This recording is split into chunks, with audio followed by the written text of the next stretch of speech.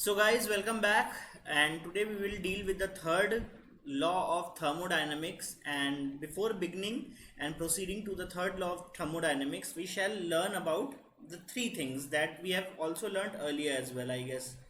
That is the change, it is not the change, sorry, it is the absolute value of internal energy, and this is the enthalpy, absolute value of enthalpy, and this is the absolute value of entropy. You must have noticed that we are never calculating the absolute values of these three things, right. जैसे कि for example मेरा wait मान लो 60 kg है, तो kg जहाँ पे unit use हो जाती है वहाँ पे बेसिकली वो एक एब्सोल्यूट वैल्यू है, उसको समझाने के लिए मुझे किसी रेफरेंस की ज़रूरत नहीं है। बट अगर मैं बोलूँ कि मेरा मास जो है वो किसी और के रिस्पेक्ट में 2 टाइम्स है, तो this is something relative in nature, है ना। किसी और के रिस्पेक्ट में मेरा मास बताया जा रहा है, ठीक है ना। तो एब्सोल्यूट वैल्यूज हमेशा ध्यान रखना, हम कभी भी नहीं निकाल पाते हैं किसकी, internal energy, enthalpy and entropy.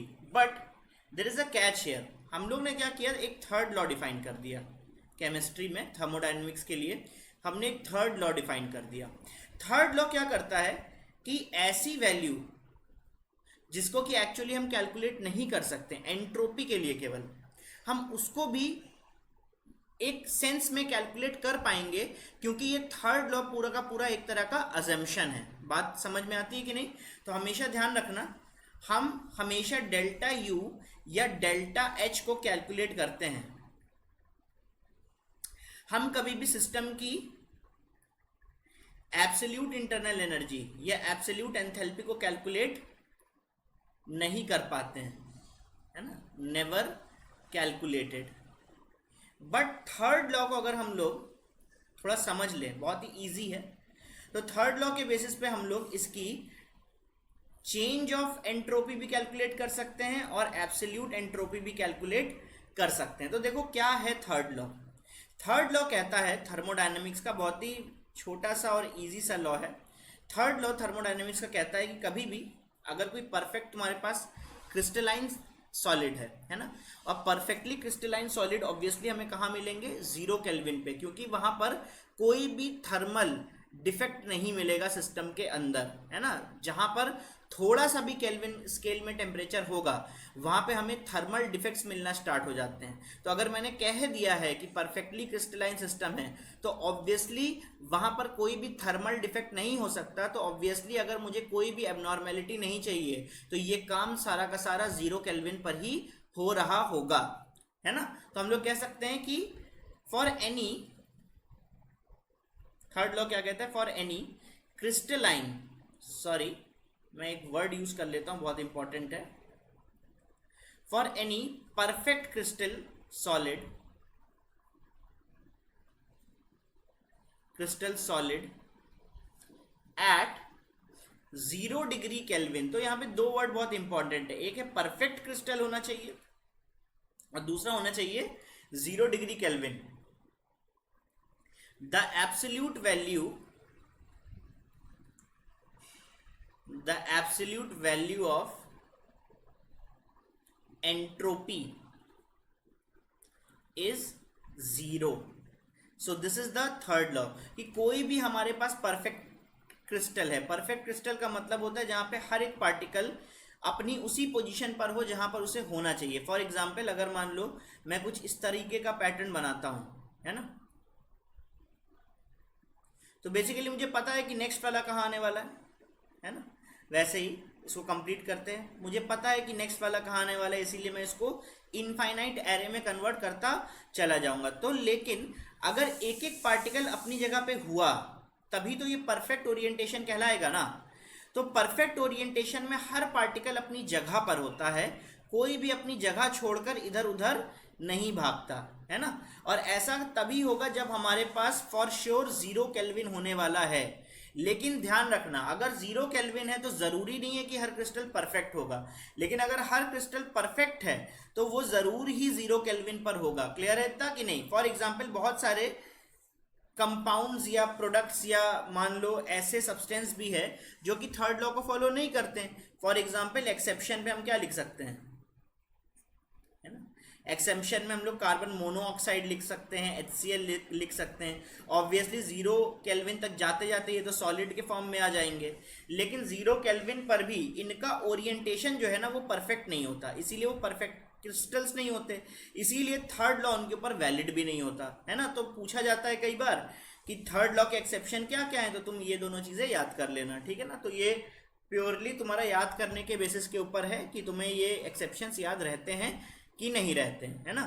तो तुमसे अगर कोई ये पूछे कि रीजन क्या है कि ये क्यों थर्ड लॉ को फॉलो नहीं करते हैं, तो रीजन ये होता है कि क्योंकि ये परफेक्ट क्रिस्टल 0 डिग्री पर नहीं बनाते हैं, 0 केल्विन पर नहीं बनाते हैं, सॉरी, इस वजह से यहां पर थर्ड लॉ एप्लीकेबल नहीं है ना। तो इसीलिए ये थर्ड लॉ के एक्सेप्शन में गिना जाता है। क्लियर है कि नहीं, ठीक है ना। So this is what the third law is. अब देखो इसमें मैथमेटिकल वर्क देखते हैं कैसे करना है ना। बहुत ही सिंपल है, और हालांकि ये तुम्हारे कोर्स में आने वाला है नहीं, मतलब कोर्स में है बट इसके ऊपर बहुत ज़्यादा कभी क्वेश्चंस पूछा नहीं जाता है, मैक्सिमम ये एक्सेप्शन पूछ लिया जाता है, ठीक है ना। मैं बस तुम्हें मेथड बताऊंगा, मैं बस तुम्हें मेथड बताने वाला हूं कि किस तरीके से हम लोग एब्सोल्यूट वैल्यूज को इनडायरेक्टली कैलकुलेट कर सकते हैं। देखो आज तक हमने क्या निकाला है, केवल डेल एस निकाला है ना। तो डेल एस किसका, मान लो सिस्टम का, है ना। डेल एस किसका, मान लो सराउंडिंग का। डेल एस किसका, मान लो यूनिवर्स का। हमने जो भी निकाला है कभी भी हमेशा चेंज इन एंट्रोपी निकाला है, कभी भी एब्सोल्यूट एंट्रोपी अभी तक हमने नहीं निकाला। उसमें भी दो वेरिएशन आते हैं, है ना। एक आता है रिवर्सिबल और एक आता है इरिवर्सिबल। एनीवेज ये तो हम पहले काम करते थे, लेकिन अब हमें क्या करना है कि थर्ड लॉ का एग्जाम्पल देखना है। मान लो हमें क्या निकालना है कि वाटर का, वाटर नहीं H2O का सॉलिड फॉर्म में, मतलब आइस, इसका एंट्रोपी निकालना है हमें। मान लो कितने डिग्री सेल्सियस पे, 273 केल्विन, मतलब 0 डिग्री सेल्सियस पे मुझे इसका एंट्रोपी फाइंड करना है ना। तो एंट्रोपी को मैं क्या लिख दूं, 298 लिख दूं इस तरीके से, है ना। तो जो भी इस आइस का 273 केल्विन पर एंट्रोपी होगा उसको मैंने बोल दिया है एंट्रोपी एट 298, ठीक है ना। तो हम लोग क्या करते हैं कि हमेशा फर्स्ट लॉ को याद करते हैं, क्योंकि फर्स्ट लॉ देखो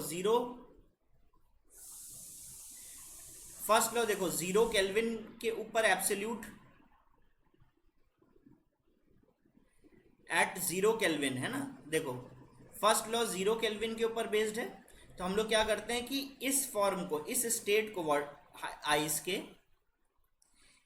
0 केल्विन से कंपेयर करते हैं। तो H2O अभी भी सॉलिड रहेगा, अभी भी आइस रहेगा, लेकिन अभी टेम्परेचर हम कहां से कंपेयर कर रहे हैं इसको, 0 केल्विन, है ना, 0 केल्विन। तो ऑब्वियसली यहाँ पे जो entropy of ice eight 0 kelvin होगा वो कितना होगा, 0 केल्विन, 0 सॉरी, है ना। तो हमें क्या करना होगा, हम अभी भी एक्चुअली डेल एस कैलकुलेट कर रहे होंगे, लेकिन इस बार जो डेल एस होगा वो किसके बीच में होगा, फाइनल पॉइंट है ये, और हमने इसको रिलेट किससे किया है, एक इनिशियल पॉइंट से, है ना, इस तरीके से। लेकिन हमें निकालना एंट्रोपी इस स्टेट का है, ठीक है ना। तो हम क्या कह सकते हैं कि डेल एस तो हमें निकालना आता है ना, तो डेल एस को हम क्या लिख सकते हैं, डेल एस को हम लिख सकते हैं व्हाट, फाइनल माइनस इनिशियल। तो फाइनल एंट्रोपी जो है वो कितनी है, S298, और इनिशियल एंट्रोपी कितनी है, S एट 0 केल्विन, सही है ना। And this should be equal to, we know that del S is equal to integration of Q by T, है ना। तो integration of Q, now the Q can be written as NC dt, right, and over T. This way the change in entropy can be calculated, and we know from the first law that this guy is equal to 0. Yes, so putting all together we are coming to the final conclusion that the entropy at 298 Kelvin must be equal to the integration of NC dt. We know that it has many forms, and according to it we can calculate it by T. Yes, so this way indirectly we can calculate the absolute entropy at any temperature. Say this is 298 Kelvin for ice, right. So in this way everything can be calculated. Now how it is done, see, naturally when there is a solid, right, then the specific heat is a function of temperature always, है ना. Specific heat is a function of temperature. That means specific heat is not a constant here. So in the question in higher level mathematics, the question given such that like C is a function where C is equal to 1 plus say T square. Yes. So what we do is we apply this thing, say we have to calculate S at 298 Kelvin. Then what we do is we put the value of N, say value of N is equal to 2 moles. Yes. So we put it as 2 moles, then C is 1 plus T square and then dt, and then we again have a T in the denominator section. Now this form is obviously integrable form, right? So after integrating it, I have to put the limit as well. So the first limit was 298, so here it is 298, and the second limit is 0, so here it is 0 Kelvin, right? So in order to find the 298 entropy, we are putting the limits here, it is 0 and it is 298. By solving it, again I am saying it, I am not solving it for you. So if you want, if you have that enough gray cells, then you can solve it yourself, because it is not necessary. I guess I am just showing you how it is done and how it makes sense for the first law, right? So if you want to calculate it, then you can easily calculate it and you will get the answer for absolute entropy for 298 Kelvin. I hope I am quite clear here. Yes.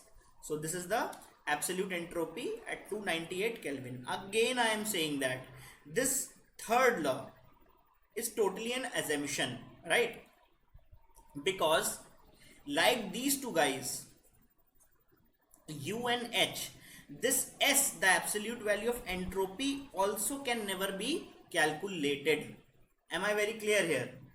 But if we incorporate the third law, then what happens is it enables us to find the difference in entropy as well as the absolute value of entropy as well.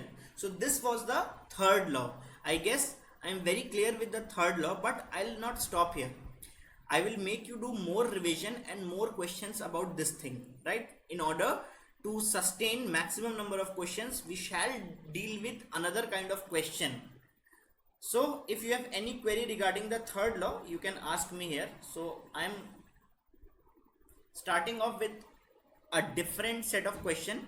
Suppose again there is H2O and now it is gas, okay, and that too at say 127 degrees Celsius.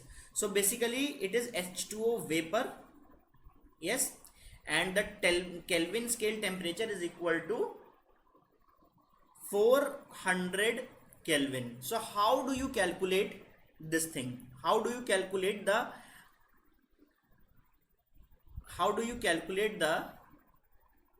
S400, absolute value of entropy for H2O at 400 Kelvin? Yes, and say we have 1 mole of it, yes. So N is equal to 1 mole. Now again, to apply the third law, we have to connect or relate this condition with the 0 Kelvin condition. So at 0 Kelvin what we have is H2O. Now we cannot have H2O vapor at 0 Kelvin, so what we have is H2O solid. Yes, and H2O solid at 0 or minus 273.15 degree Celsius, which is roughly equal to 0 Kelvin. Yes, so we have here is S at 0 Kelvin, which is equal to 0, right? So again we have to apply some funda. Now the thing is, there is certain gaps between the conversion from solid to vapor. We have to incorporate all the conversions, I am telling you. So we want to come from this position to this position. Yes, So we will come stage by stage. See what I am writing is here. From solid, the first conversion would be H2O solid only. But this solid is at 0 degree Celsius or 273 Kelvin. Now, in the last example only, we have calculated this thing that the difference in the entropy would be equal to integration of NC dt by T, right? Is this done? Now we shall convert from solid to H2O liquid. From solid to H2O liquid. Yes. So this is H2O solid and this is H2O liquid. Now the temperature is equal to again 273 Kelvin, but now this is in liquid form. पहले हमारे पास 0 degree Celsius में ice था, है ना? यहाँ पे ये क्या है? सॉलिड है, मतलब आइस है. अब यहाँ पे क्या है? वाटर है, ठीक है ना? तो ये बेसिकली क्या है? एक फेस चेंज है. यहाँ पे टेम्परेचर चेंज नहीं हुआ, फेस चेंज हुआ. तो फेस चेंज के लिए हम लोग क्या निकाल सकते हैं? Del S two. और यहाँ पे डेल एस टू कितना हो जाएगा? चेंज इन दोनों के बीच का जो एंट्रोपी चेंज है टोटल, वो कितना हो जाएगा? The latent heat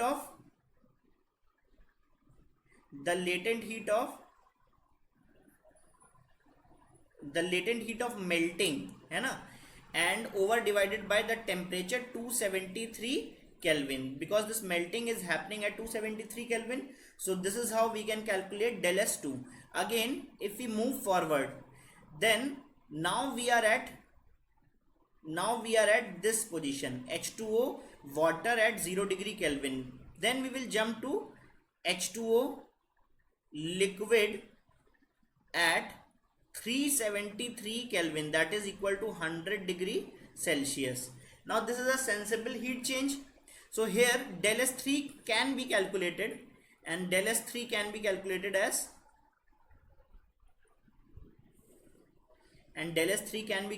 as total heat, that is equal to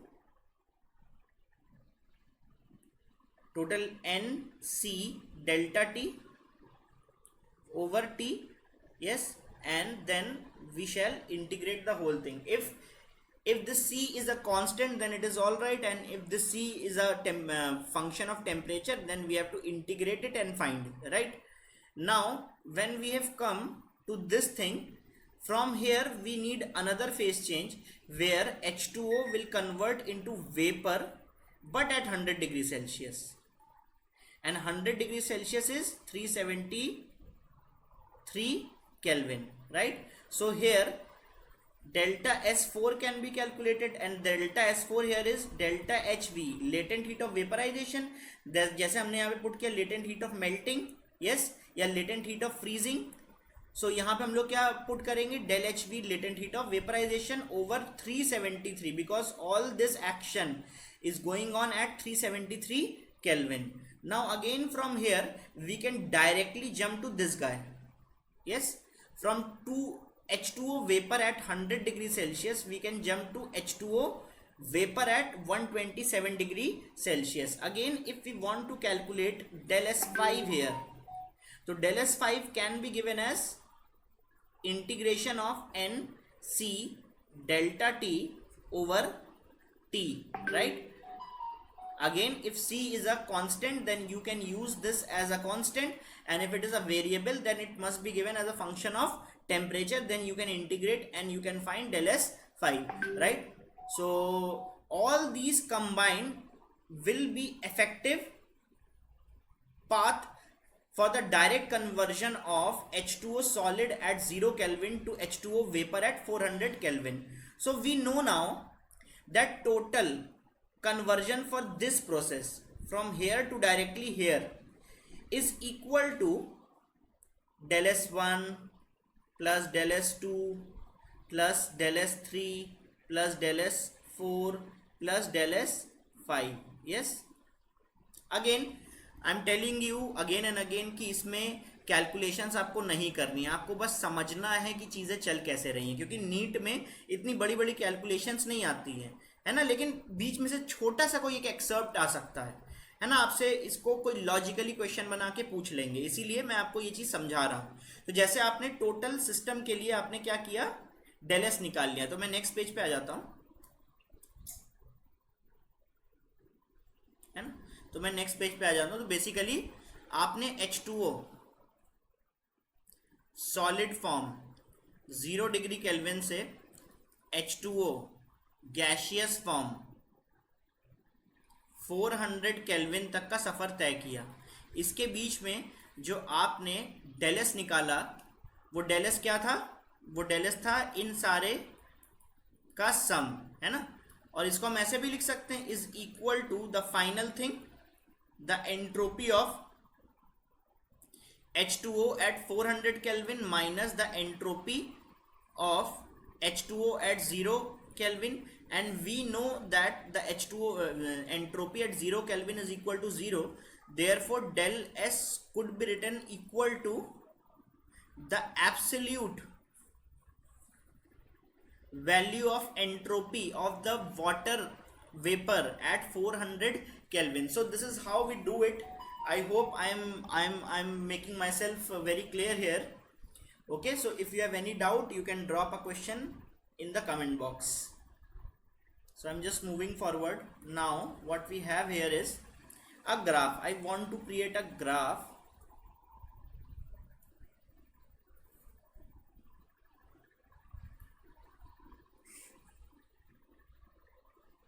ये ग्राफ देखना एनसीईआरटी में भी गिवन है।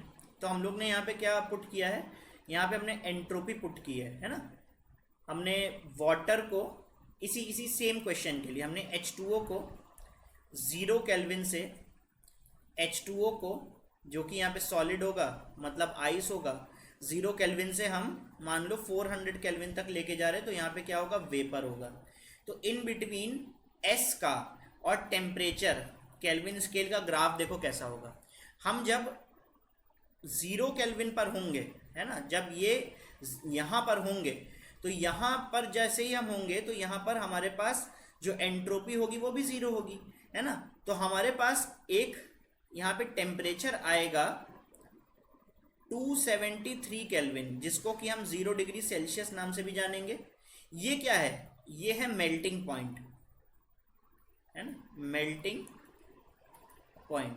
तो यहाँ से यहाँ तक लगातार एंट्रोपी बढ़ता जाएगा, ठीक है ना। और जब हम इस पॉइंट पर आएंगे तो यहाँ पर आएगा एक फेस चेंज, है ना। और ये फेस चेंज के टाइम पर देखना, मैंने करके भी दिखाया यहाँ पे कि कोई भी टेम्परेचर का चेंज नहीं आएगा। ये देखो पहले भी 273 था, बाद में भी 273 है, लेकिन यहाँ पे एंट्रोपी लगातार बढ़ती चली जाएगी, ठीक है ना। तो यहाँ पे ये एंट्रोपी लगातार बढ़ती चली गई, ठीक है ना। अब ये आ गए इस पॉइंट पे, और यहाँ पर हमारे पास पूरा का पूरा क्या था, आइस था, है ना। यहाँ पे आइस और वाटर जो हैं वो एक दूसरे के साथ इक्विलिब्रियम पर है, और यहाँ पे हमारे पास अब कंप्लीटली वाटर आने वाला है, ठीक है ना, इस पॉइंट पर। अब यहाँ से हम लोग फिर से क्या करते हैं कि टेम्परेचर देना स्टार्ट करते हैं। तो जब हम टेम्परेचर बढ़ाते जाएंगे तो अब ये टेम्परेचर जो है वो बढ़ता चला जाएगा, और एंट्रोपी भी साथ ही साथ बढ़ती चली जाएगी। ये पूरा काम हो रहा होगा यहाँ तक। यहाँ पे केवल अब हमारे पास वाटर है, ठीक है ना। ये पॉइंट वो पॉइंट है जहाँ पे हम लोग कह रहे हैं कि इस पॉइंट में टेम्परेचर जो होगा वो 373 केल्विन होगा, और 373 केल्विन जो है वो 100 डिग्री सेल्सियस के भी बराबर होता है। तो ये वो पॉइंट है जहाँ पे हमारे पास केवल वाटर है। अब यहाँ पे फेस चेंज आ रहा है, यहाँ पे जो वाटर है वो वेपर में भी कन्वर्ट हो रहा है ना। तो जो लिक्विड है वो किस में, गैस में भी कन्वर्ट हो रहा है। फिर उसके बाद लगातार अगर हम लोग फर्दर देखें तो इसके बाद जब पूरा फेस चेंज हो जाएगा तो हमारे पास यहाँ पे अब केवल गैस बची रह जाएगी। तो गैस का एंट्रोपी फर्दर इंक्रीज करने लगेगा टेम्परेचर के साथ। तो इस तरीके का एक ग्राफ भी गिवन हुआ है एनसीईआरटी में। तो ये मीनिंग था पूरा उसका, ठीक है ना। तो आई होप कि आपको ये ग्राफ भी समझ में आ गया होगा। चलिए, थैंक यू। और इसके लिए हम लोग और भी देखते हैं क्या कर सकते हैं, ठीक है ना। तो ठीक है, हम लोग अब नेक्स्ट जो सेक्शन पे आ गए हैं वो देखो है गिब्स फ्री एनर्जी।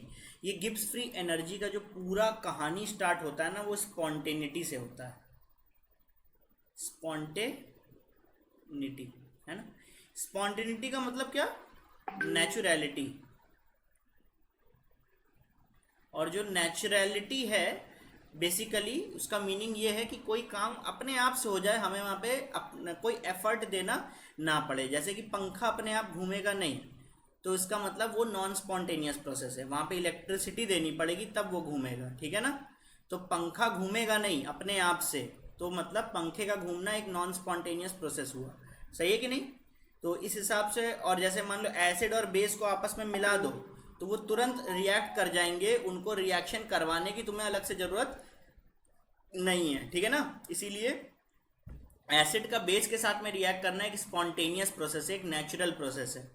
वैसे ही अगर मान लो नाइट्रोजन और ऑक्सीजन आपस में रिएक्ट नहीं करते, नहीं तो एटमॉस्फेयर में या तो ऑक्सीजन नहीं बचता या तो नाइट्रोजन नहीं बचता, ठीक है ना। और नाइट्रोजन के क्योंकि एटमॉस्फेयर में मोल ज़्यादा है, इसलिए नाइट्रोजन जो है वो एक्सेस रिएजेंट होता और सारा का सारा ऑक्सीजन गायब हो जाता। तो ऑक्सीजन अगर नाइट्रोजन के साथ में रिएक्ट नहीं करता है नेचुरली, तो ऑक्सीजन का नाइट्रोजन के साथ में रिएक्ट करना का मतलब हुआ कि वो एक नॉन स्पॉन्टेनियस प्रोसेस है ना। तो हमें क्या करना होगा, अगर ऑक्सीजन नाइट्रोजन को हम रिएक्शन करवाते हैं, क्योंकि रिएक्शन तो होता है ऑक्सीजन का नाइट्रोजन के साथ में, लेकिन एटमॉस्फेरिक कंडीशंस में नहीं होता, तो हमें ऐसी कंडीशन प्रोड्यूस करनी पड़ेगी जहां पर ऑक्सीजन नाइट्रोजन के साथ में रिएक्ट कर जाए। क्लियर है इतना। तो स्पॉन्टेनिटी का मतलब बेसिकली क्या है, जो काम अपने आप होता हो, है ना, जहां पे हमें अलग से कोई एफर्ट देना ना पड़े किसी काम को करवाने के लिए, तो उस काम को हम लोग नेचुरल प्रोसेस बोलते हैं या स्पॉन्टेनियस प्रोसेस बोलते हैं। क्लियर है कि नहीं। तो ये सारी की सारी कहानी एक्चुअली स्पॉन्टेनिटी से चली और चलते चलते आखिर में आके गिब्स फ्री एनर्जी तक आके रुकी, है ना। सबसे पहले हमने माना कि स्पॉन्टेनियस प्रोसेस क्या होते हैं। जो हमारा फर्स्ट हिस्ट्री में जो रजिस्ट्रेशन था स्पॉन्टेनिटी को लेके वो ये था कि जहां पर भी एनर्जी में गिरावट आती है, जहां पर भी सिस्टम से एनर्जी कम हो जाती है, वहां पर जो प्रोसेस है वो स्पॉन्टेनियस होता है। फॉर एग्जाम्पल ऐसा माना गया कि ऑल एक्सोथर्मिक प्रोसेस आर, ध्यान रखना एक्सोथर्मिक प्रोसेस, ठीक है ना, आर स्पॉन्टेनियस, ठीक है ना, और नेचुरल। लेकिन जहां पे डेल एच की वैल्यू नेगेटिव हो, ऐसे सारे रिएक्शन स्पॉन्टेनियस नहीं भी होते, है ना। फॉर एग्जाम्पल अगर मान लो हमें N2 के साथ में O2 को रिएक्ट करवाना है तो हमें मिलेगा NO गैस, लेकिन ये रिएक्शन में डेल एच की वैल्यू कैसी है, पॉजिटिव है, ठीक है ना। लेकिन ऐसा भी रिएक्शन होता है नेचुरली, ठीक है ना, लेकिन एटमॉस्फेरिक कंडीशन में नहीं, कोई और कंडीशन में, ठीक है ना। तो यहाँ पे डेल एच जो है वो पॉजिटिव है लेकिन फिर भी रिएक्शन हो रहा है, इसका मतलब सारे एंडोथर्मिक रिएक्शन, सारे एंडोथर्मिक रिएक्शन जो है वो नॉन फीजिबल है, ऐसा नहीं है। कुछ कुछ एंडोथर्मिक रिएक्शन वो स्पॉन्टेनियस भी होते हैं और नेचुरल भी होते हैं, ठीक है ना। तो स्पॉन्टेनिटी को हम नेचुरलिटी बोलते हैं या फीजिबल भी बोल सकते हैं, एक ही बात है, ठीक है ना। इसके बाद जब यहां से हमारा काम नहीं बना तो हम लोग आए एंट्रोपी पर, है ना। हम लोग आए एंट्रोपी पर, हमने देखा कि जहां पर डेल एस की वैल्यू इंक्रीज करेगी, मतलब डेल एस कैसा होना चाहिए, पॉजिटिव होना चाहिए। चेंज इन एंट्रोपी जहां पे बढ़ रही हो, है ना, जहां पे इंक्रीज कर रही हो, वहां पर हम लोग ने बोला कि जो प्रोसेस है वो फीजिबल है। जो प्रोसेस है वो कैसा है, फीजिबल है। लेकिन अगर प्रोसेस फीजिबल होता केवल डेल एस के बढ़ने पर, तो सोचो कभी भी जो आइस है वो वाटर में कन्वर्ट तो होता, क्योंकि वाटर का एस जो है वो ज़्यादा होता है ना। मतलब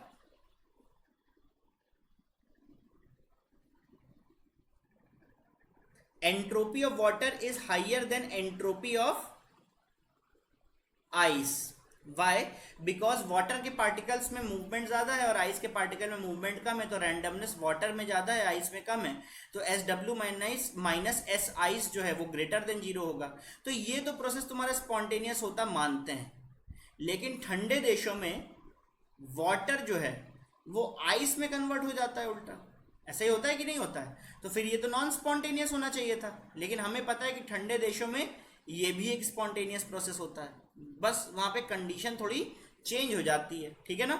तो अलग अलग कंडीशन में स्पॉन्टेनिटी की जो धारणाएं हैं, जो स्पॉन्टेनिटी का जो मापदंड है, जो उसके कंडीशंस हैं, वो चेंज हो जाती है। इसका मतलब अकेले एंट्रोपी के ऊपर हर चीज़ डिपेंड नहीं करती है, ठीक है ना। अगर ऐसा होता तो फिर भाई एंट्रोपी यहाँ पर आइस की कम है, तो एंट्रोपी कम जिस तरफ हो रही है उस तरफ प्रोसेस जाता ही नहीं। क्लियर है कि नहीं? इस वजह से only entropy is not the only criteria for feasibility, only energy is not the criteria for feasibility. So we have to think something in the middle. So there comes Gibbs free energy. There comes Gibbs free energy. तो Gibbs बोल के एक scientist थे जिन्होंने Gibbs free energy जी, है ना, को एक मैथमेटिकल एक रूप दिया, है ना। तो जी को बोला गया कि वो H minus temperature times absolute entropy के बराबर होना चाहिए। मैं बता दूं ये एब्सोल्यूट गिब्स फ्री एनर्जी है ना, गिब्स फ्री एनर्जी है, ठीक है ना। ये क्या है? ये एब्सोल्यूट एंथैल्पी है जो कि हम कैलकुलेट नहीं कर सकते, है ना। और ये एब्सोल्यूट एंट्रोपी है एस, जो अगेन थर्ड लॉ से तो कैलकुलेट किया जा सकता है, लेकिन ऐसे नॉर्मली कैलकुलेट किया नहीं जा सकता। अब देखो डेल जी जो है वो एब्सोल्यूट गिब्स फ्री एनर्जी है, एच जो है वो एब्सोल्यूट एंथैल्पी है और एस जो है वो एब्सोल्यूट एंट्रोपी है। लेकिन यहाँ पे एब्सोल्यूट वैल्यूज इन दोनों की तो कैलकुलेट की नहीं जा सकती भाई, इसकी नहीं कैलकुलेट की जा सकती तो इसकी भी नहीं की जा सकती एब्सोल्यूट वैल्यू कैलकुलेट। तो इसीलिए हम लोग बोल सकते हैं कि द एब्सोल्यूट वैल्यू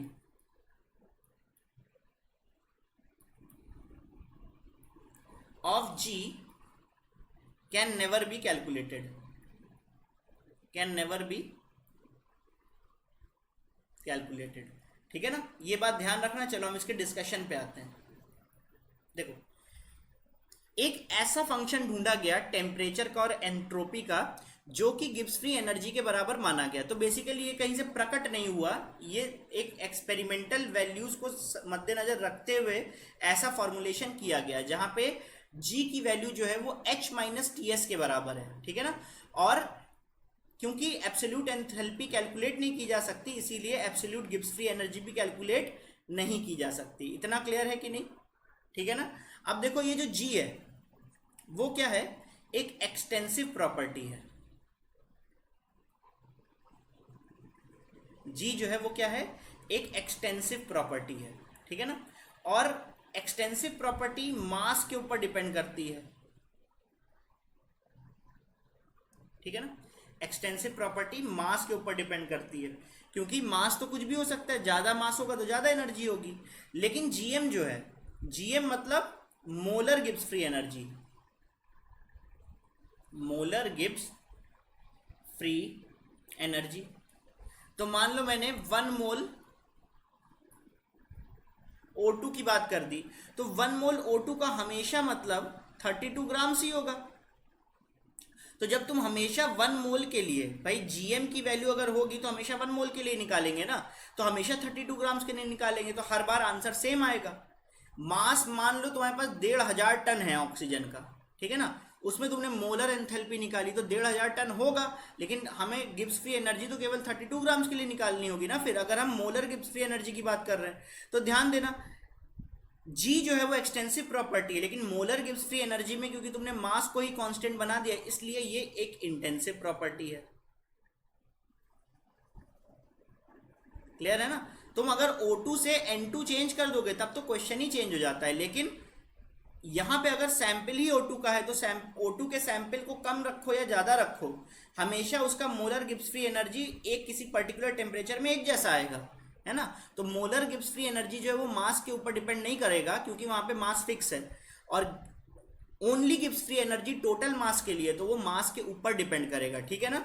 इन दोनों के साथ साथ ये जो है गिब्स फ्री एनर्जी, ये एक पाथ फंक्शन नहीं है, ये क्या है, एक स्टेट फंक्शन है।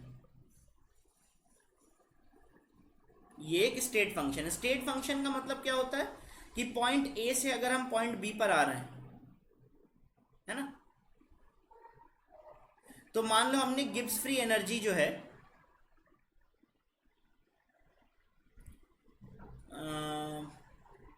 अच्छा ये तो किसी पॉइंट के लिए ही वैलिड है ना, चलो इसको हम डिस्कस करेंगे,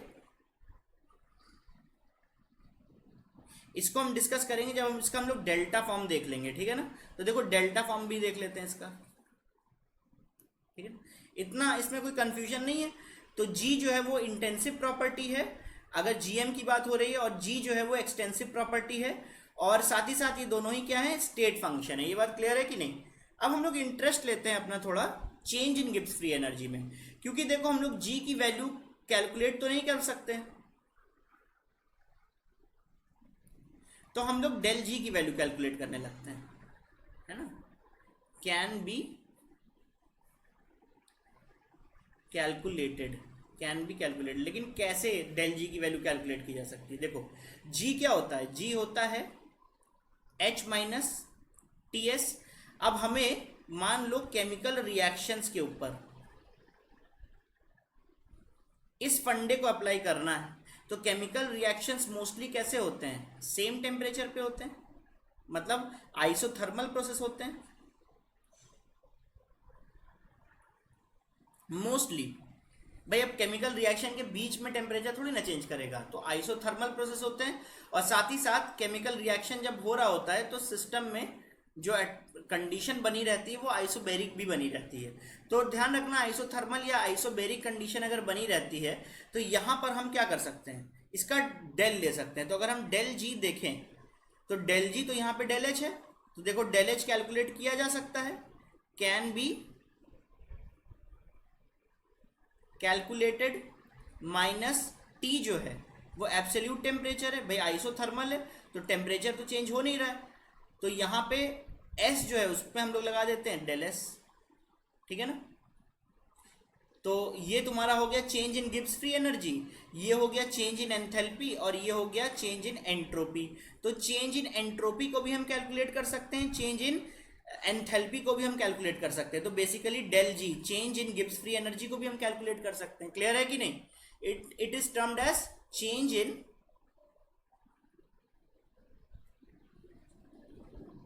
गिब्स फ्री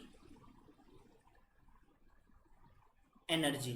तो हमेशा ध्यान देना कि जो गिब्स फ्री एनर्जी का हमने ये फॉर्म निकाला है,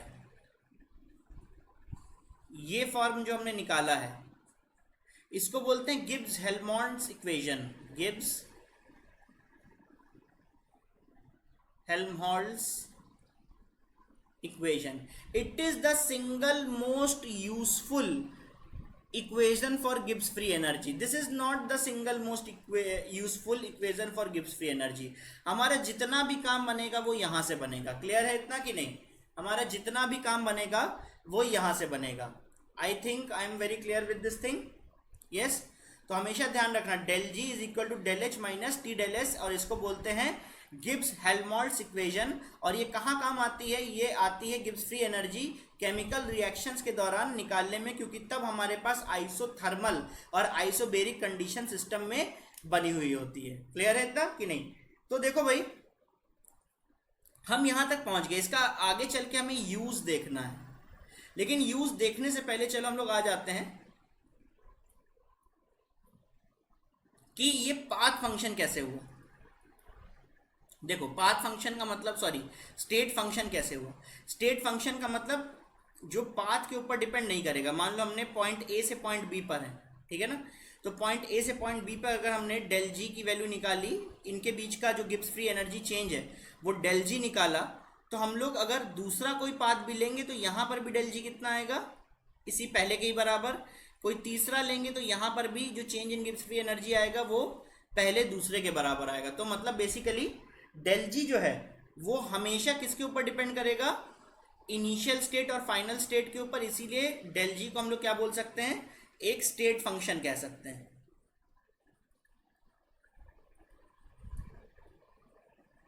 ठीक है ना, हम डेल जी को क्या कह सकते हैं, एक स्टेट फंक्शन कह सकते हैं। ठीक है ना, अब देखो हम इसका यूज देखने वाले हैं, लेकिन यूज को देखने से पहले हम लोग डिसाइड कर लेते हैं कि डेल जी का एक्चुअली मीनिंग क्या होता है। हम इतना तो पढ़ लिए, लेकिन उसका मीनिंग क्या होता है। तो देखो भाई, हम नेक्स्ट पेज पे आते हैं, यहां पे लिख देते हैं del G is equal to del H minus T delta S. ये जो है ना, ये भी एक तरह की एनर्जी है, लेकिन इसको क्या बोलते हैं, यूजलेस एनर्जी, है ना, यूजलेस एनर्जी। मतलब सिस्टम के अंदर ही जो यूजलेस एनर्जी, देखो भाई तुम सिस्टम, कोई भी सिस्टम को 100% एनर्जी एफिशिएंट तो बना नहीं सकते। जैसे पंखा घूमता है तो सारी इलेक्ट्रिकल एनर्जी जो है वो पंखे को घुमाने में थोड़ी ना लग जाती है, क्योंकि कोई भी प्रोसेस 100% यूजफुल नहीं हो सकता, 100% एफिशिएंट नहीं हो सकता। कोयला हम जलाते हैं तो कोयले में अकेले में बहुत पावर होती है, लेकिन सारा का सारा पावर हम हार्नेस नहीं कर सकते, है ना। तो कुछ पावर हमेशा वेस्ट हो जाती है, कुछ एनर्जी हमेशा हमारे काम में आती है। जो काम में आने वाली एनर्जी है ना, उसी को ही गिब्स फ्री एनर्जी कहते हैं। ठीक है ना, तो ये डेल एच क्या है, ये टोटल एनर्जी है, ये सिस्टम का टोटल एनर्जी है। उसमें से तुमने ये रैंडम होने वाली एनर्जी हटा दी, मतलब यूजलेस एनर्जी हटा दी, तो ये डेल जी क्या होता है, useful work, useful energy available for work. ध्यान देना, ये प्रेशर वॉल्यूम वाला वर्क नहीं है, ये कोई भी तरह का वर्क हो सकता है ना। डेल जी बेसिकली सिस्टम के अंदर इंटरनली इंट्रिंसिक स्टोर्ड वो एनर्जी है जो कि कभी किसी वर्क को करने के काम आ सकती है ना।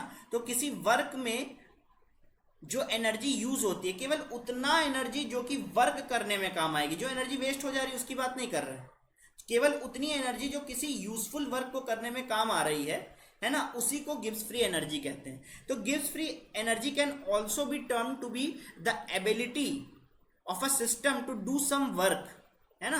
it is also called as the useful energy, and mathematically it is written that the change in Gibbs free energy is equal to negative times the useful work ability। करेगा नहीं करेगा वो बात अलग है, लेकिन उसके अंदर क्या है, एबिलिटी है। the useful work ability stored in the system. तो ऐसे लिखा जाता है कि, और इसको टोटल W से डिनोट किया जाता है, तो ऐसे लिखा जाता है del G is equal to negative times W। इतना क्लियर है कि नहीं। तो देखो भाई, डेल जी जो है वो पॉजिटिव भी हो सकता है, डेल जी जो है वो नेगेटिव भी हो सकता है। किसके क्या मायने हैं, चलो हम लोग बात करते हैं। अगर डेल जी की वैल्यू मान लो -50 है ना, जूल कह लेते हैं चलो, और यहाँ पे डेल जी की वैल्यू पॉजिटिव है, +50 जूल कह लेते हैं। तो बेसिकली मीनिंग क्या है कि यहाँ पे W जो है, यूजफुल वर्क जो है ना, वो कितना होगा, +50 जूल, और ये कितना होगा, यूजफुल वर्क -50 जूल। देखो रीड करो इसको, डेल्टा जी जो है वो -50 जूल है। इसका मतलब सिस्टम जो है उसके अंदर बहुत सारी एनर्जी स्टोर्ड होगी, लेकिन उसमें से केवल 50 जूल्स ऑफ एनर्जी वो सिस्टम दे सकता है, किसी अपने से बाहर फेंक सकता है किसी यूजफुल वर्क को करने के लिए, है ना। तो सराउंडिंग के रिस्पेक्ट में वो एनर्जी वो खींच लेगा सिस्टम के अंदर से, और उतनी एनर्जी का वो वर्क कर देगा।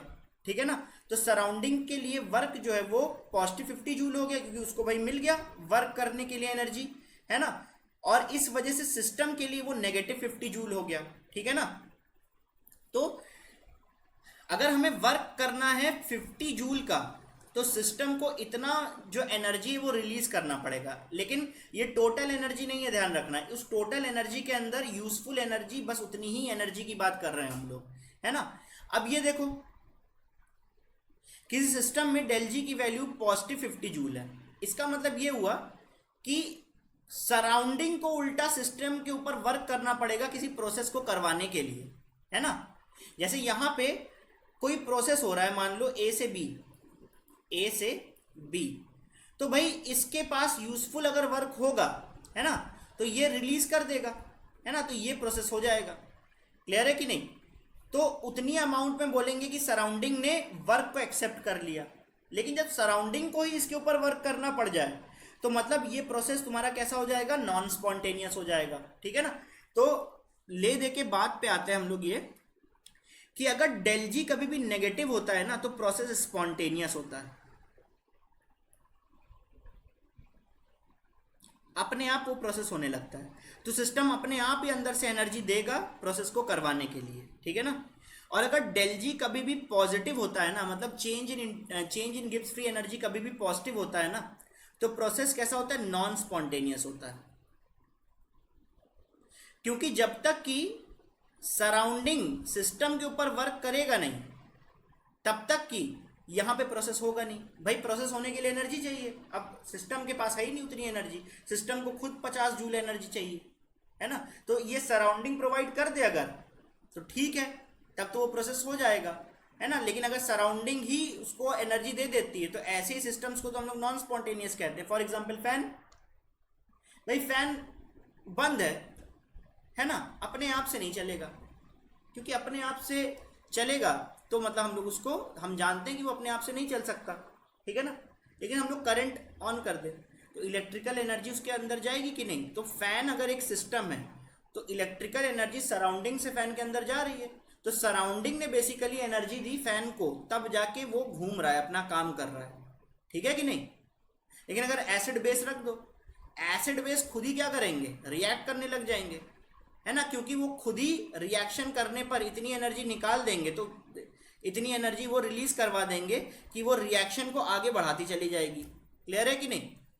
तो सिस्टम में, और चलो इसको हम लोग और अच्छी तरीके से समझते हैं। मेरे ख्याल से गिब्स फ्री एनर्जी का तुम्हें कॉन्सेप्ट यहाँ पे समझ में आ गया है। हम चलो इसको और अच्छी तरीके से समझते हैं। हम लोग गिब्स फ्री एनर्जी की जो कहानी है उसको कंप्लीट करते हैं। सो जो डेल्टा जी है ये हमारे काम आता है टू चेक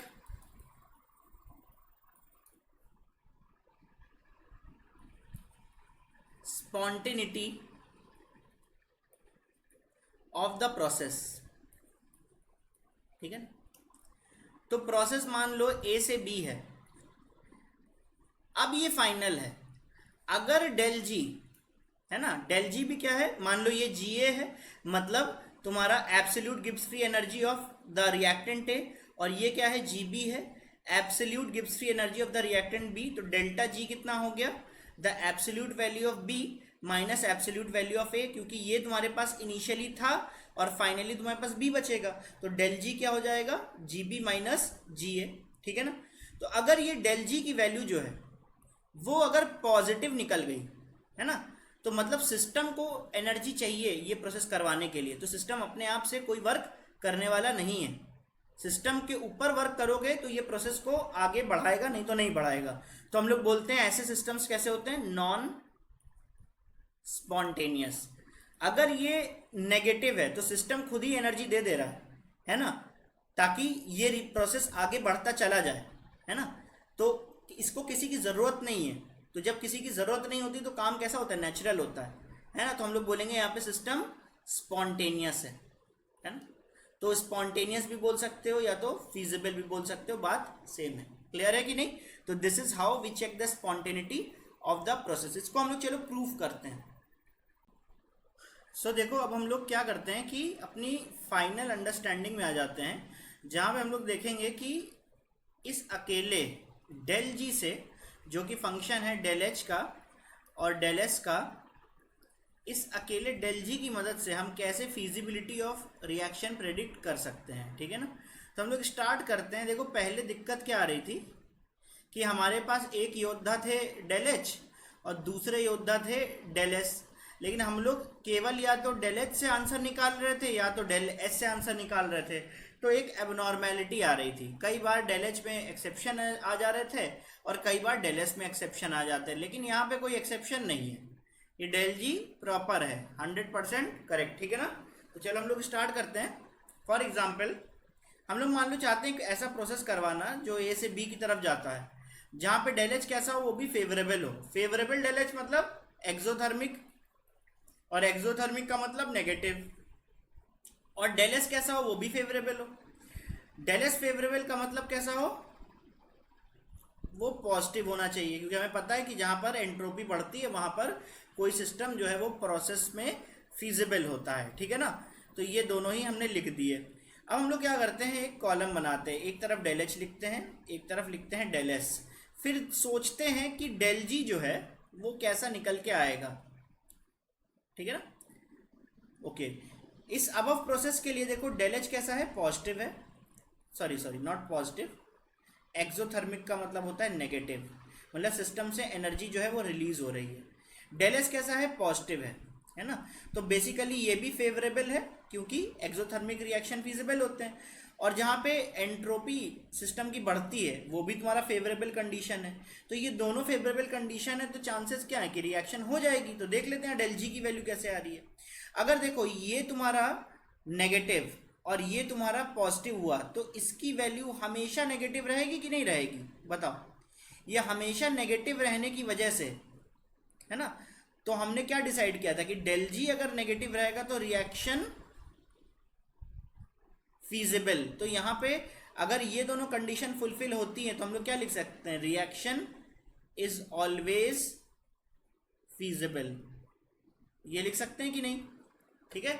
अब देखो नॉन फिजिबल वाले उसमें आ जाते हैं। हम लोग देखो चाहते हैं इस बार क्या, ए से बी करवाना प्रोसेस, लेकिन इस बार हमारे पास दोनों ही नॉन फेवरेबल कंडीशंस हैं। हमारे पास डेल एच जो है वो एंडोथर्मिक प्रोसेस है, और डेल एस जो है, और डेल एस अगर एंडोथर्मिक है तो मतलब पॉजिटिव है, और डेल एस जो है वो नेगेटिव है, मतलब एंट्रोपी डिक्रीज कर रही है, सिस्टम की रैंडमनेस डिक्रीज कर रही है। तो बताओ यहाँ पे डेल एच कैसा होगा, यहाँ पे डेल एच जो है वो पॉजिटिव है, ठीक है ना। और ये दोनों ही नॉन फेवरेबल है, तो ये भी नॉट फेवरेबल है, ठीक है ना। और यहाँ पे डेल एस जो है वो कैसा है, नेगेटिव है, तो ये भी नॉट फेवरेबल है, ठीक है ना। तो यहाँ पे जो हमारे पास डेल जी होगा, तो डेल जी कितना होगा, del H minus T times del S. तो बेसिकली डेल एच जो है वो पॉजिटिव है, ये जो है वो पॉजिटिव है, ठीक है ना, माइनस टी टाइम्स ये नेगेटिव है। तो मान लो हम डेल एस के वैल्यू को ऐसे ही रख देते हैं, है ना। और साथ ही साथ अगर ये जो अंदर का नेगेटिव है वो नेगेटिव नेगेटिव मिलके पॉजिटिव, तो ये भी पोर्शन पॉजिटिव, ये भी पोर्शन पॉजिटिव, तो ये हमेशा डेल एच कैसा आएगा, सॉरी डेल जी कैसा आएगा, पॉजिटिव। तो यहां पे हम लोग क्या लिख सकते हैं कि अगर ये कंडीशन रहती है तो रिएक्शन जो होगी will be always not feasible, ऐसा लिख सकते हैं कि नहीं। लेकिन अभी दो तरीके से हमें चेक और करना पड़ेगा, है ना। हो सकता है डेल एच जो है वो नेगेटिव हो और डेल एस जो है वो पॉजिटिव हो, या हो सकता है कि डेल एच जो है वो पॉजिटिव हो और डेल एस नेगेटिव हो, है ना। तो ऐसे कंडीशंस को भी हमें एक बार चेक कर लेना चाहिए। तो चलो नेक्स्ट पे आते हैं, एक को फेवरेबल दूसरे को नॉट फेवरेबल रखेंगे, ठीक है ना।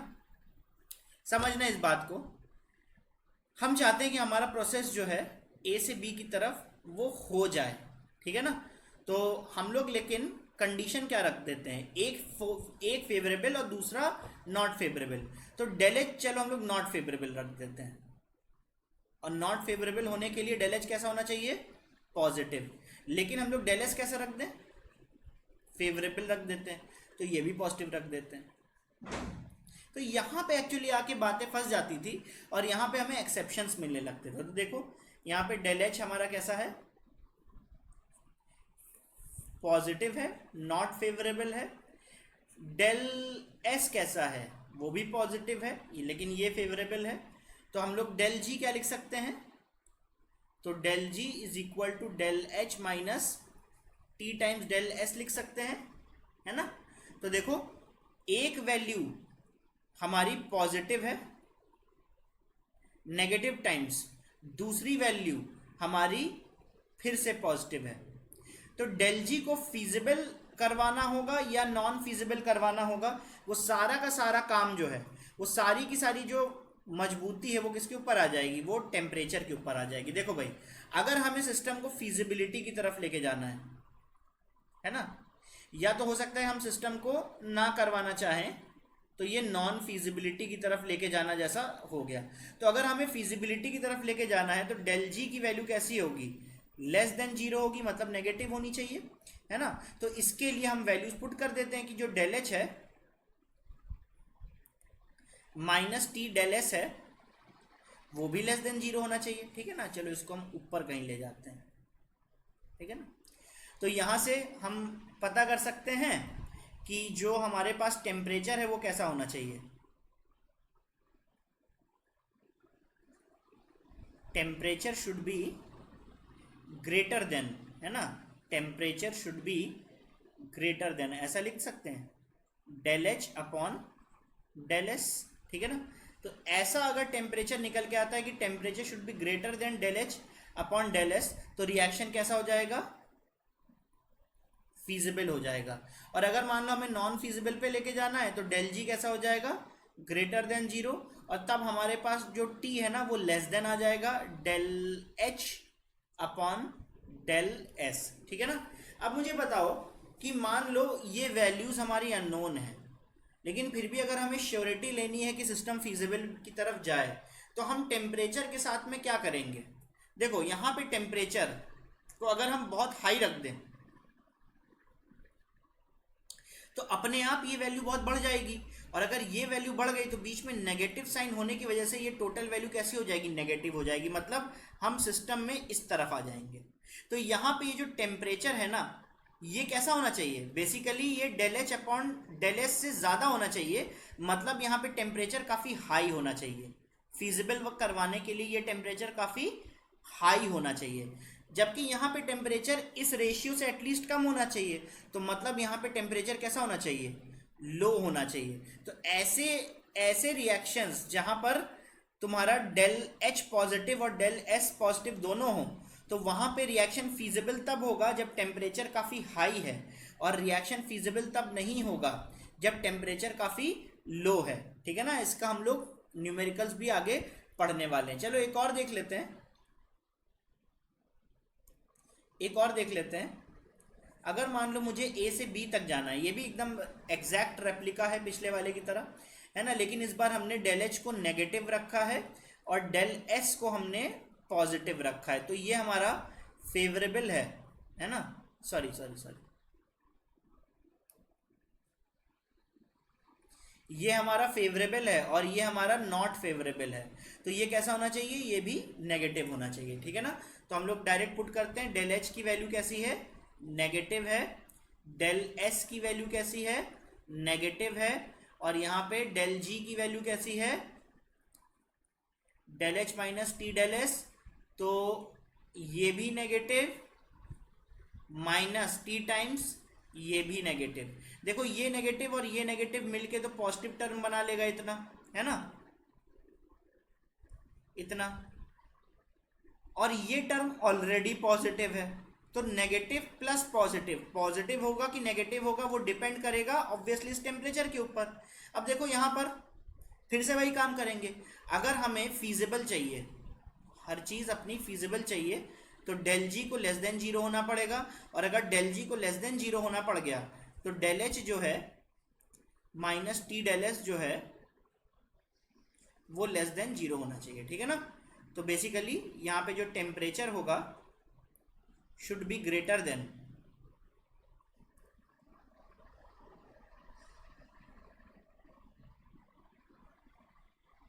एक second, temperature should be, okay sorry, one second,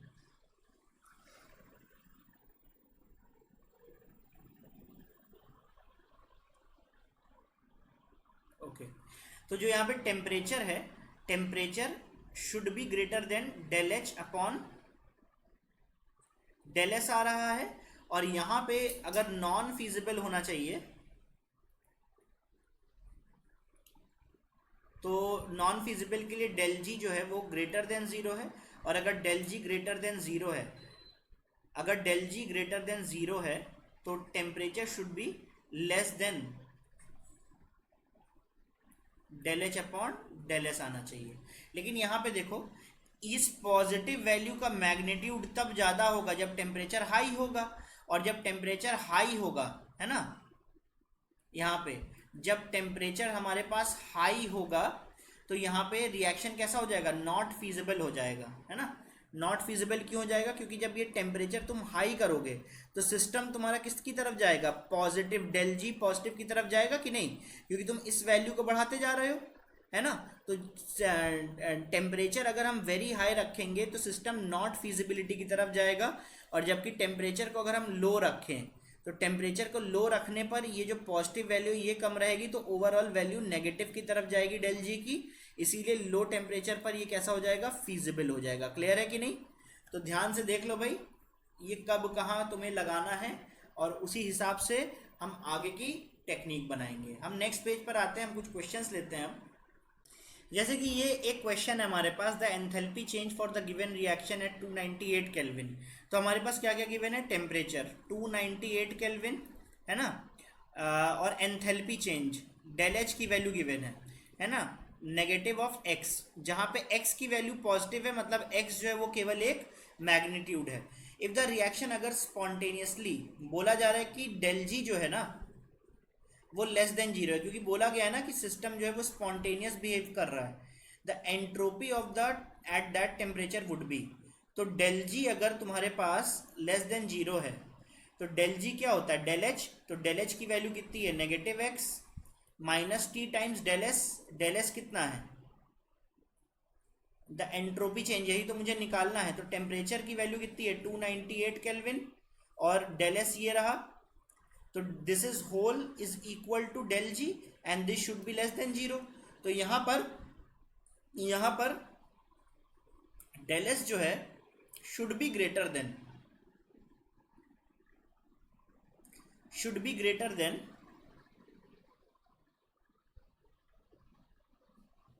x upon negative of X upon del S should be greater than, okay, negative of X upon 298, है ना।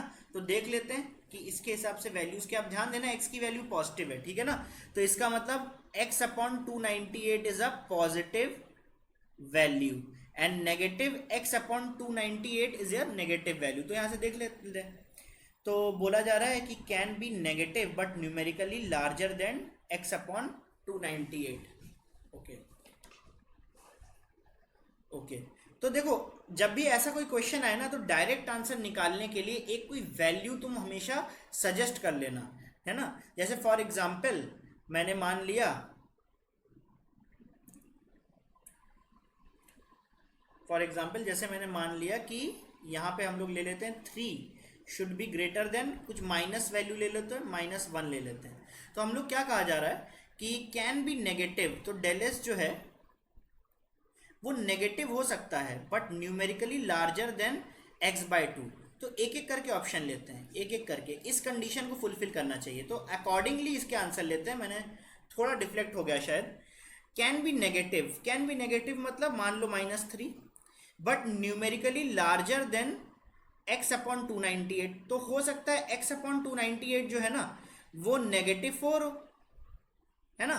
तो ये हम लोग क्या कह सकते हैं, ऐसा क्या हम लोग लिख सकते हैं इस तरीके से, तभी तो होगा -3 इज ग्रेटर देन -4, ठीक है ना। तो अब यहाँ से करेक्ट कर देख लो, कनेक्ट कर लो, कैन बी नेगेटिव, ठीक है ना, नेगेटिव है but numerically larger than x upon 298, तो जो 3 है ना वो न्यूमेरिकली लार्जर नहीं है, वो न्यूमेरिकली लेसर देन 4 है, ठीक है ना। तो ये आंसर तो मेरा गए हो। तो उसके बाद next, it can be negative but numerically smaller than 298, तो मेरा ये आंसर हो जाएगा।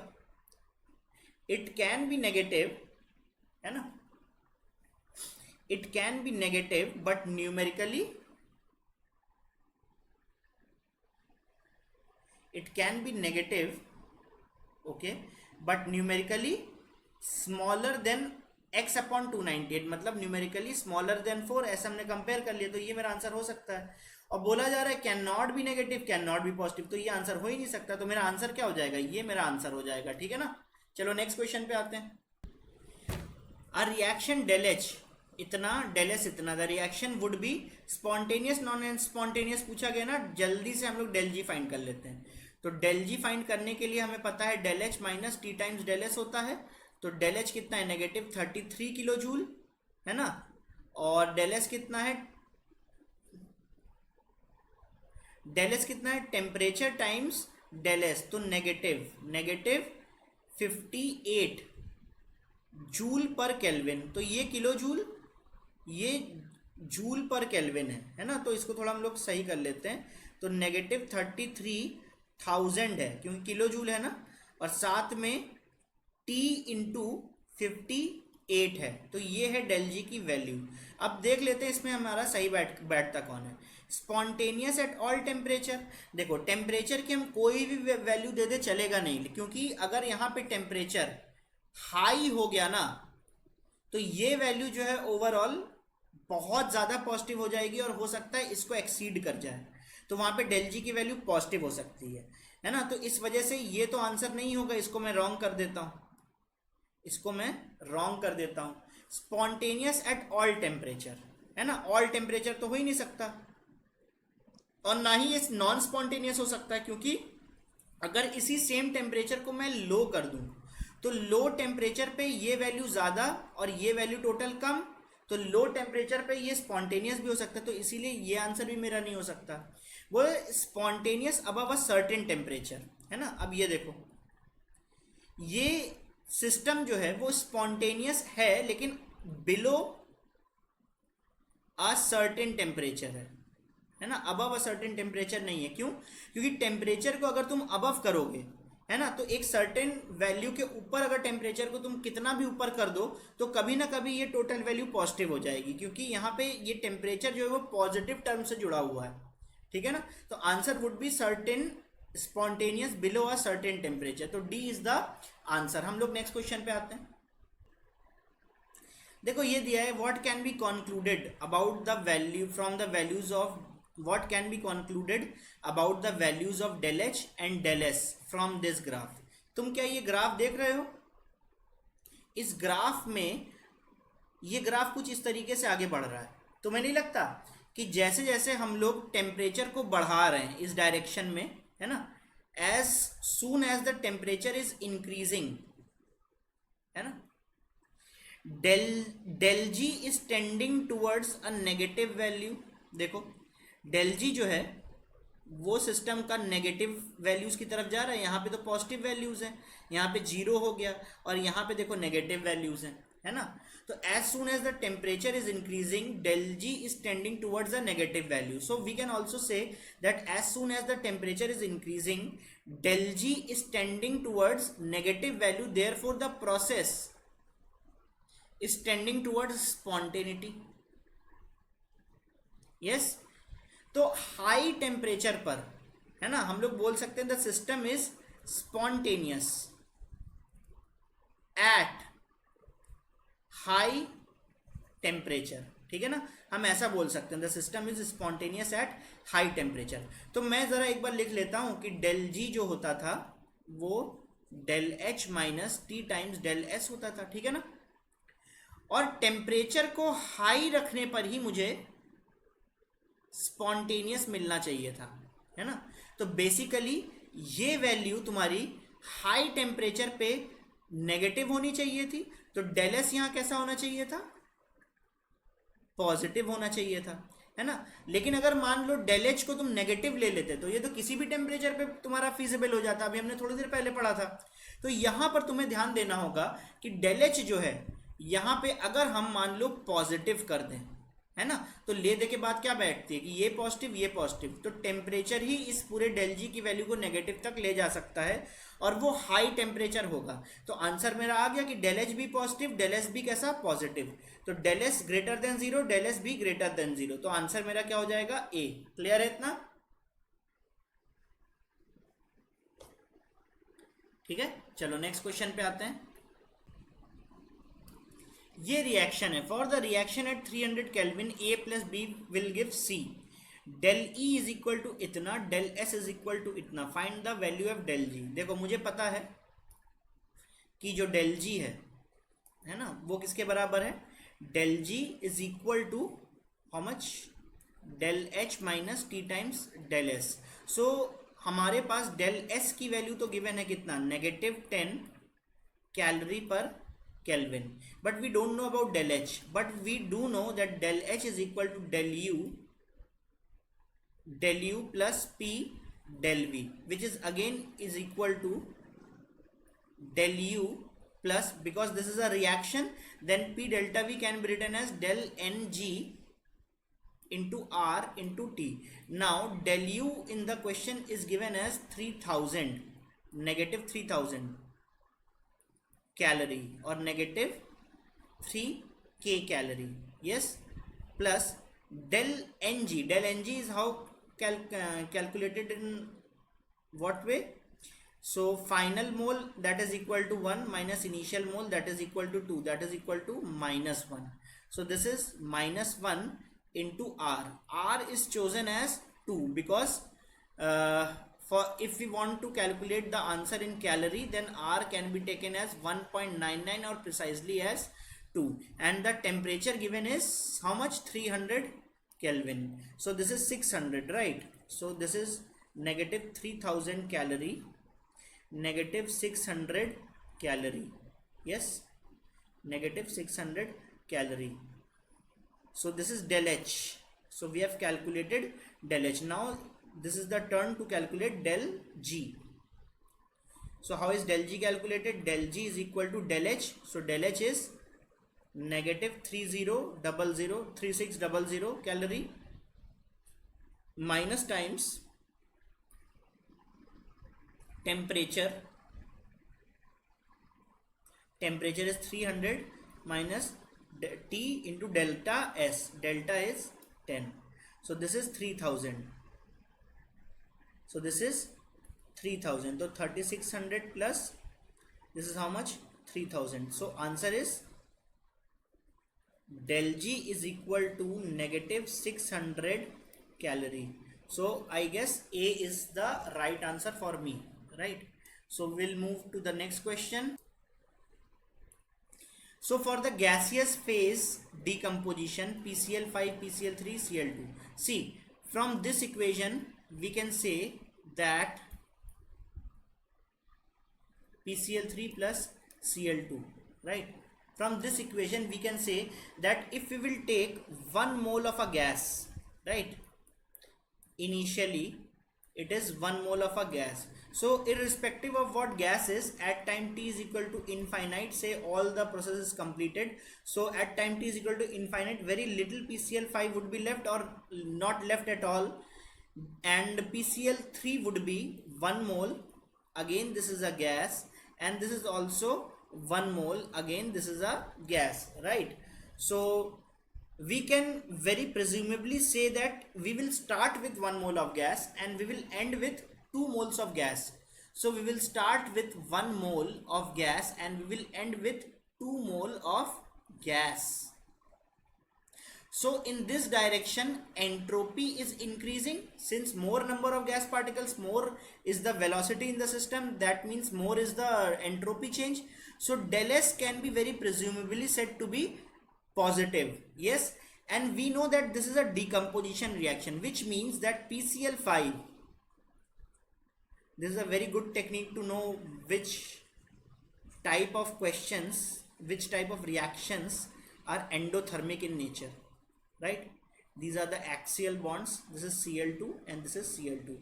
So these are the axial bonds. So this PCl5, if we give a certain amount of energy, then only these bonds will break, right? In order to break the bond, we have to give a certain amount of energy. So any kind of decomposition reaction, say calcium carbonate, always we have to give energy, right? So any type of decomposition reaction, we always have to give energy. So in order to break this bond, we need some energy. Therefore whatever the products are, we can presumably say that del H is also positive here. So it will be feasible at high temperature, yes. Why? Because we are giving energy, we are giving heat, therefore the temperature would increase Yes, so there is a possibility that when del H is positive and del S both are positive, then at high temperature system tends to spontaneity. So my answer would be both positive. So del S, del S, del S, del S. So B is the answer here, right? So in this way you can assume things of your own and be logical and give the answer.